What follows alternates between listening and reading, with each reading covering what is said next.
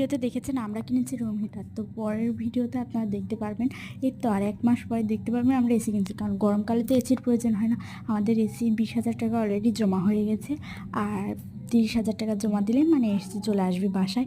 আর মনে করছিলাম এসিটা কোথায় লাগাবো, এই কর্নারে, ওই কর্নারে নাকি ওই কর্নারে, কনফিউজ ছিলাম অনেক। তো দেখা যাক, আনার পরেই আপনাদের সাথে শেয়ার করব কোথায় লাগাচ্ছি কিনা।